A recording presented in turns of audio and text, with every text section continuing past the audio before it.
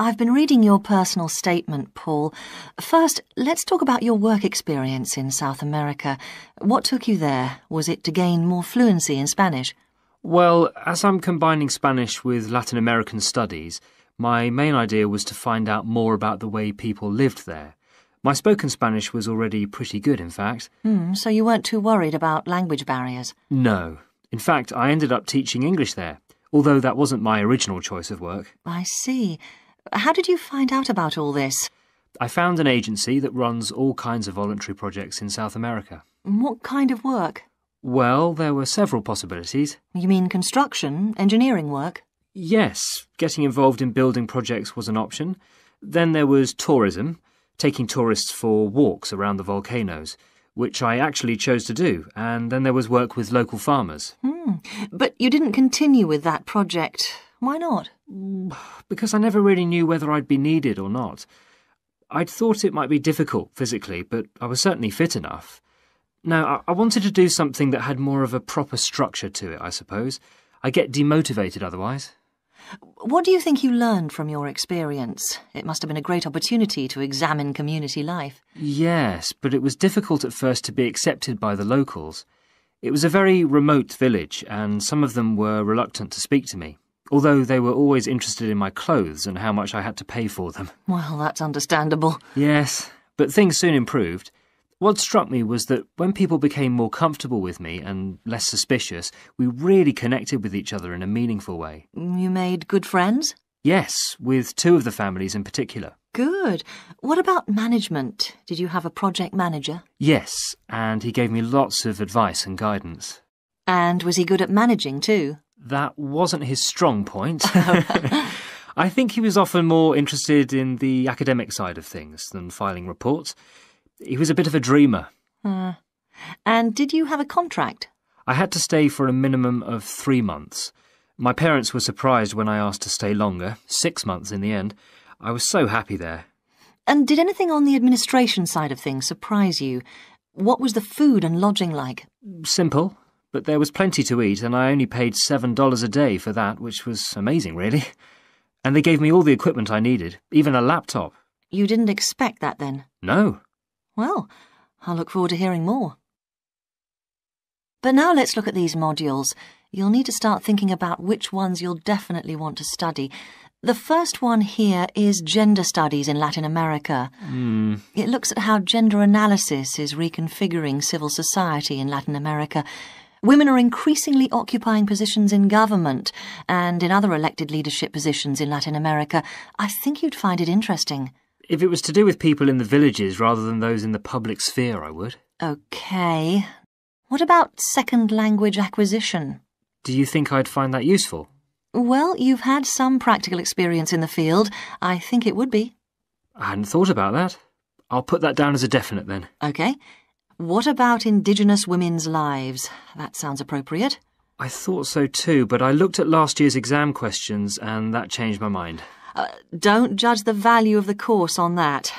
Maybe talk to some other students first, and we can talk about it again later. OK. Yes, and lastly, will you sign up for Portuguese lessons? My Spanish is good, so would I find that module easy? Not necessarily. Some people find that Spanish interferes with learning Portuguese, getting the accent right too. It's quite different in a lot of ways. Well, I'd much sooner do something else then. All right. Now, what we need to do is make a... Good morning, everyone. In the last few lectures, I've been dealing with business finance, but now I'm going to move on to business systems. And in today's lecture, I'm going to talk about what can go wrong when businesses try to copy their own best practices. Once a business has successfully introduced a new process, managing a branch bank, say, or selling a new product, the parent organization naturally wants to repeat that success and capture it, if possible, on a bigger scale. The goal, then, is to utilize existing knowledge and not to generate new knowledge. It's a less glamorous activity than pure innovation, but it actually happens more often, as a matter of fact. However, surprisingly, getting things right the second time is not necessarily any simpler than it was the first time.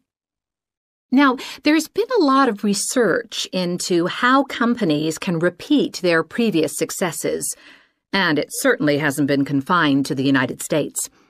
It seems that most large industries are trying to repeat their own successes and manage the knowledge they've acquired. But even so, it has been shown that the overwhelming majority of attempts fail. A host of studies confirm this, covering a wide range of business settings: branch banks, retail stores, real estate agencies, factories, call centers, to name but a few. So why do so few managers get things right the second or third time? Let's consider one reason for failure: placing too much trust in the people who are running the successful operation, the experts, shall we say. Managers who want to apply existing knowledge typically start off by going to an expert, such as the person who designed and is running a successful department store, and picking their brains.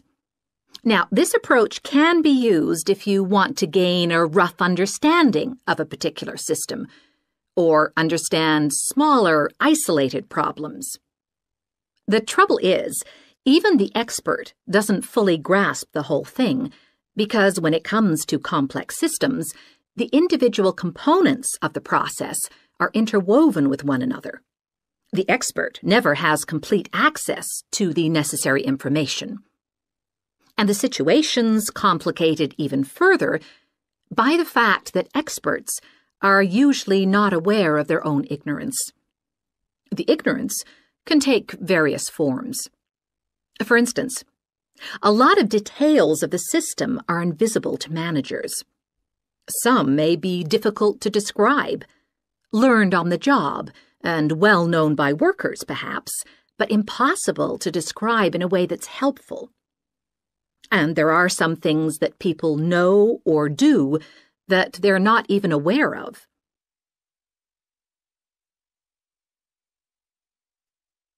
Now, let's consider two types of mistake that can occur when a manager actually starts to set up a duplicate system to replicate a successful process.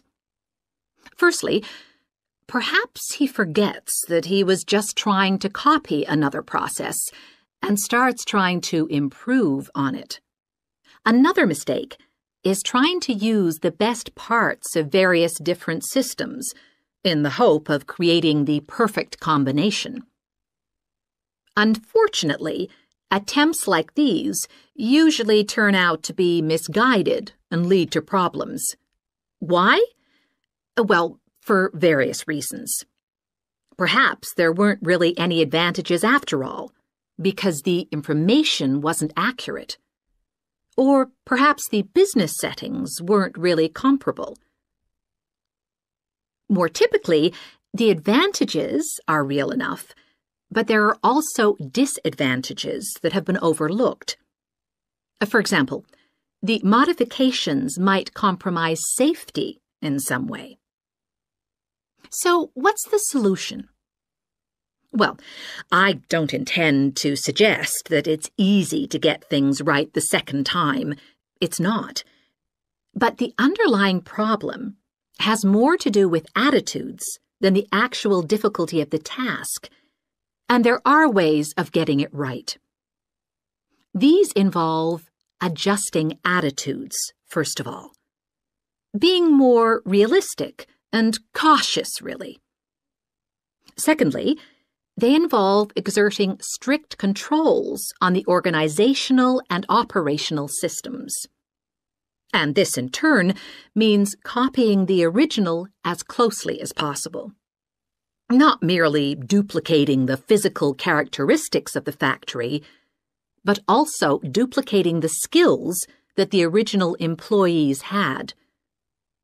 Reliance on a template like this offers the huge advantage of built-in consistency.